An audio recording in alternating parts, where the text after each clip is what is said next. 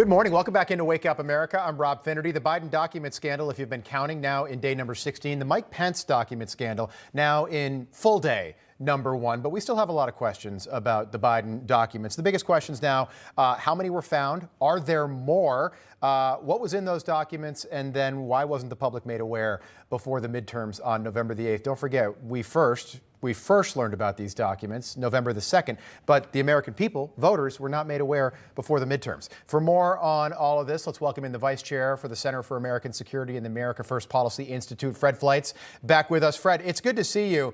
I want to play a soundbite. This is Mike Pence. This is 2 months ago, by the way, before he found documents at his home in Carmel, Indiana, talking about the Trump document situation. Take a listen. I've not hesitated to criticize the president when I think he was wrong. And clearly possessing classified documents in an unprotected area is not proper. All right, so Donald Trump supports his vice president. Yesterday on Truth Social, Mike Pence is an innocent man. He never did anything knowingly dishonest in his entire life. Leave him alone. 3 exclamation points. He put that out on Truth Social. Your reaction to the Mike Pence document angle here, does this exonerate Donald Trump? Does this exonerate Joe Biden? Well, I think Mike Pence is an honest man, and it's to his credit that he owned up to this. He sent multiple letters to the federal government, to Congress, offering to cooperate. But look, his staff screwed up. If you work in the executive office of the president, as he did, as I did, you cannot send box loads of documents, classified or not, to your home to use after you leave office. They're owned by the government. Now, Pence's letter to the National Archives said he would like a determination note to find out which of these are official documents. My guess is all of them are official documents. The difference is with the Biden documents is so far it appears there's not sensitive intelligence here. There may be documents with classified markings. Those could be White House records, maybe records of meetings in the White House. It doesn't mean that they're intelligence. We don't know yet. But look, we simply have to be honest here. Pence's staff screwed up. Yeah, and what's fascinating here, Fred, is we could have 3 documents candidates running for the White House in 2024. Right. Mike Pence, Joe Biden, Donald Trump.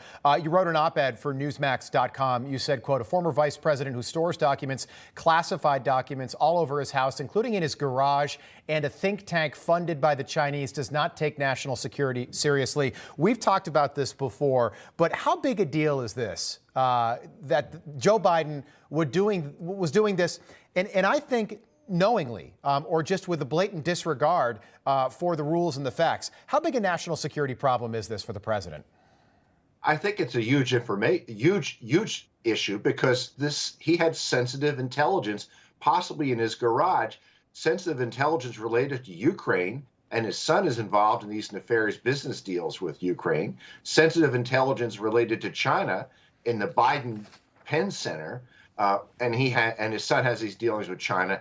We don't know that there's a connection here, but it looks really bad. The optics are very bad. I think the American people are going to read the worst into this, the more that comes out. Fred, take a listen to what House Speaker Kevin McCarthy had to say about Joe Biden taking top secret documents when he was a senator. What I'm finding now, as we're learning more and more, here's President Biden. It's not classified documents just when he was vice president, but when he was senator. I'm not sure how a senator could ever move classified documents out of a SCIF.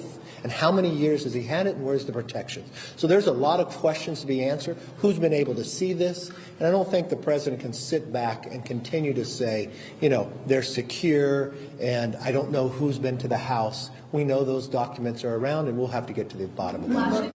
Fred, you were in the CIA. Nobody knows this stuff better than you. But if you're at home, I'm sure people are scratching their heads. It's pretty easy to throw documents out of a SCIF. You just throw them overboard, right? We're not talking about boats. A SCIF stands for Sensitive Compartmented Information Facility. Joe Biden, a senator, on Capitol Hill, there are SCIFs, private rooms that are security swept and clear, where you can read private documents. You can't take private documents with you. So do you think Joe Biden literally left these SCIFs over the course of the 40 years he was in the Senate with private documents and brought them home on the Amtrak train with him to Delaware, and then ultimately they made their way to the Penn Biden Center in Washington?